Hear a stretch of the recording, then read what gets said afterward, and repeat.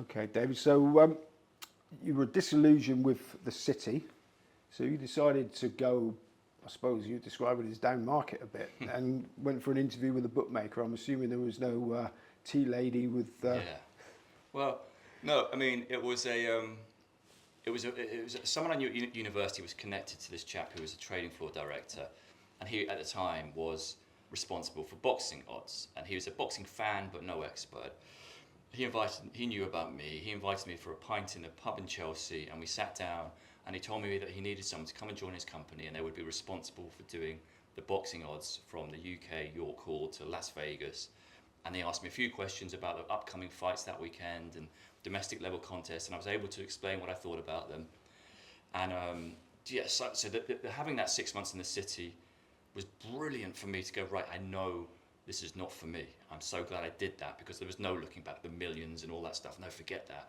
I can now go and do essentially a dream job, taking the mathematical elements of trading and odds making, but applying it to something that I'm truly passionate about, sport, and specifically boxing. So yeah, met him, got on well, and a few months later I'm there and doing the job.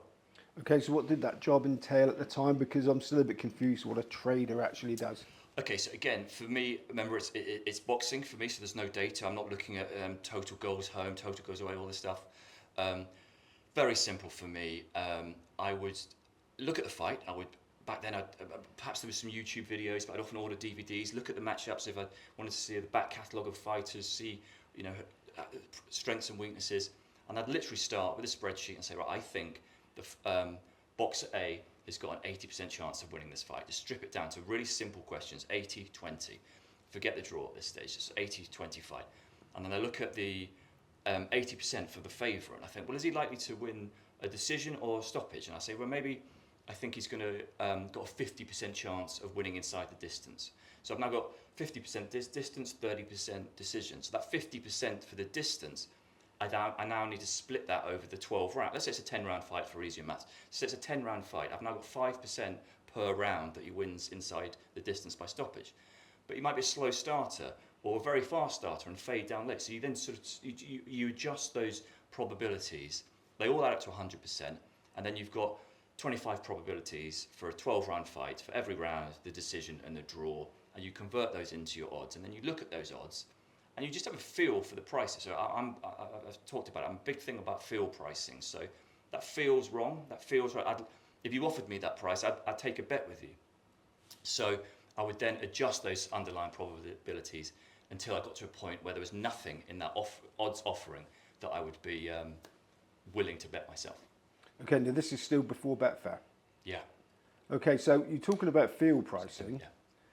Isn't that a little bit odds with a sort of analytical, mathematical background? It's so important to me. I think if you've got I know some people are strong with their field pricing without an analytical background, but for me, I think having a foundation that gives a strong intuition is essential for field pricing. And I've always thought, like, some people, you either have like a mathematical intuition or you don't. So people who are successful risk takers, I actually think they're less likely to play the lottery, because if you play the lottery and you buy a ticket at midday, if you're a healthy 30-year-old man, you're more likely to be dead by 7 p.m. when they draw the numbers than you are to win the lottery. So most people I know don't play the lottery because they are successful risk takers, not just risk takers. And this intuition thing is fascinating. So people talk about, you might know a millionaire and a billionaire and think they're some way similar. But the difference between a million and a billion is so stark that if you change the frame of reference, to a million seconds is about 12 days, okay? A billion seconds is 32 years. So the difference in the time frame is extraordinary. But when you just hear those words, your intuition doesn't make you realize how significant it is. There's a great thing of how many people do you need in a room before there's more than a 50% chance that two of them share a birthday. You only need a group of 23 people before it's more likely than not than two of them will share the same birthday. What that means is if you're ever watching a rugby union game, there's 31 people on the pitch, including the referee. Every game of rugby union that you watch, there's a 73% chance that there's a shared birthday in there. And that just seems wrong. So there's loads of these things out there that just just don't necessarily come to some people that don't get that field price. Now, it happens not just in betting. The other day I was with my girlfriend, we went to a restaurant, okay, and I've never been there before in my life, and we walk in, and the chap comes up to us to take our order, and he's a lovely dressed guy, clean shoes, nice watch. Before he says a word to me, I said to him, "You must be Aldo, the owner of this place." And he would laugh, and he said, "I've never seen you before in my life, how do you know that?" And my girlfriend looked at me like I was crazy.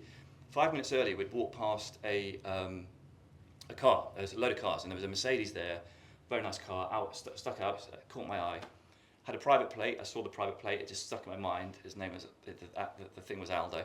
5 minutes later, I'm in this restaurant and I'm about to order a £30 bowl of spaghetti bolognese. So I'm in an expensive restaurant. It's Italian. There's a very nice car 5 minutes away. This chap comes up to me, who looks well dressed, kind of wealthy. Italian restaurant, Italian name. So I thought, the only possible outcome is that this man owns that car.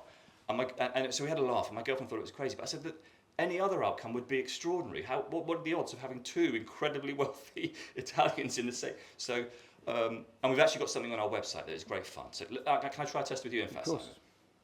If I said to you, what is the capital of France? What would your answer be? Paris. And you've got to give me a confidence rating between 0 and 100. Yeah, 100. 100%, okay. If I said to you, when did the Titanic sink? And I'm going to give you multiple choice. So you've got 1910, 1912, and 1914. 1912. Confidence? 70%. Strong. Interesting, okay. So I'm going to give you, I want pi to 2 decimal places, okay? 3.14, 3.15, 3.16. Absolutely clueless. Okay. So you're going to have to guess? I'd have to guess, yeah. So it doesn't matter what the I'll answer go is? for the second one. Okay, and your confidence?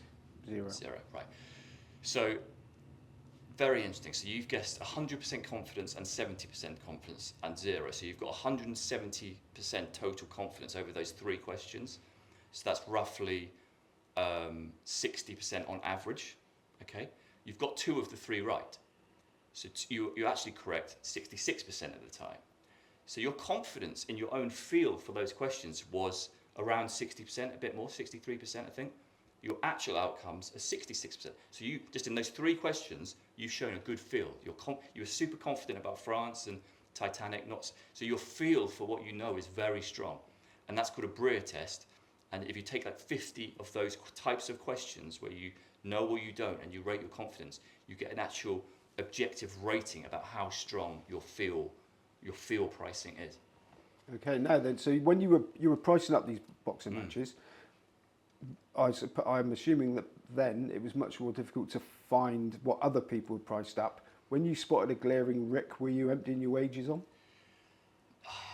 No, I mean, it was difficult because before, the few times I would go crazy with a bet, that my accounts didn't particularly last that long maybe. Betfair was around, but there was never a huge amount of liquidity.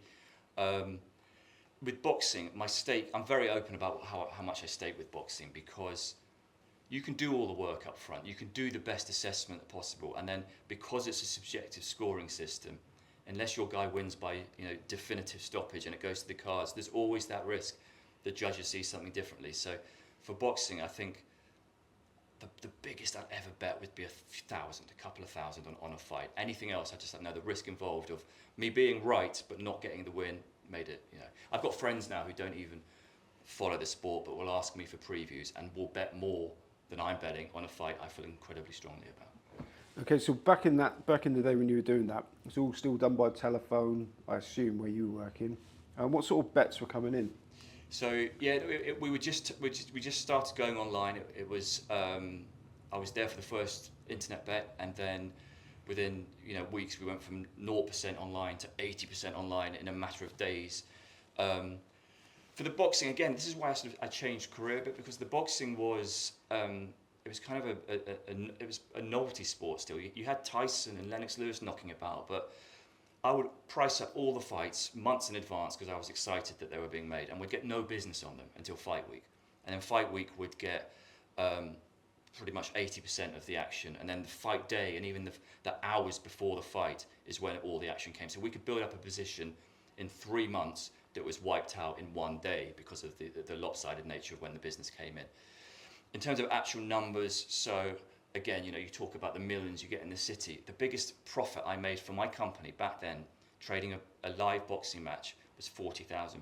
Okay, worked out at £1,000 per minute of action, so that felt great to do it.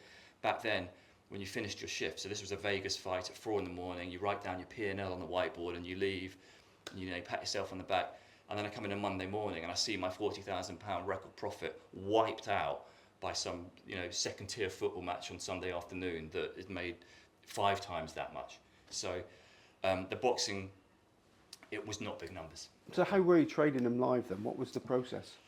So again, the field pricing, essential. So I was pretty nervous back then to have this responsibility, and I worked for a company where they would take big bets, like massive bets, and I would be trading the fights. So it would involve me and a handful of traders on the trading floor, monitoring internet bets, taking phone calls. So as the build up to the fight is coming on and everyone starts to have these bets, and then once the fight is underway, people want to bet between rounds. Okay, so in running betting, in play betting was a thing, but there was no boxing model back then. So I've got my starting prices, the spreadsheet that I've created with the odds and the prices, and then between rounds, I would get phone calls saying, right, what's the current price? We've seen a couple of rounds. What are the odds now? And there was no model, so I literally just have to come up with a price that I thought felt right, a field price. And I remember talking to this guy who'd been there a couple of years, lovely guy, and I was like, I'm so nervous. I don't know what the right price is. And he just said, back yourself, just do it. He said, what feels right? Give the guy on the phone doesn't know any more than you do. Give him a field price. You'll get confidence and roll with it. So that's what I did. It was the in-running prices were all made up just on the fly. Right, then moving on, you tell me that you designed the first UK sports betting mobile app. So where did you learn the skills to do that? Yeah, again, so that was a great sort of transition away from the boxing. I've had all that trading floor experience. Technology was becoming a huge thing for the industry, so I had this pivotal role where I could talk software language to the developers, but betting language to the traders. So I was in that sort of in-between product management type role. The role I had at the stockbrokers was involved with product development as well. So I sort of learned a few things about how to get a user from login to bet placement as quickly as possible. So back then the mobile screens were tiny. So there was a big thing called pixel wastage. Don't waste any of those pixels. You've only got a finite number of them.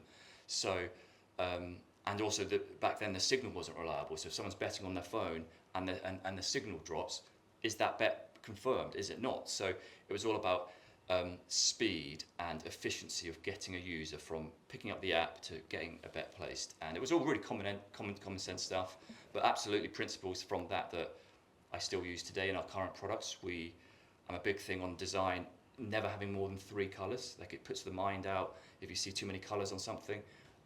So yeah, a lot of those principles that were true 20 years ago are still true today.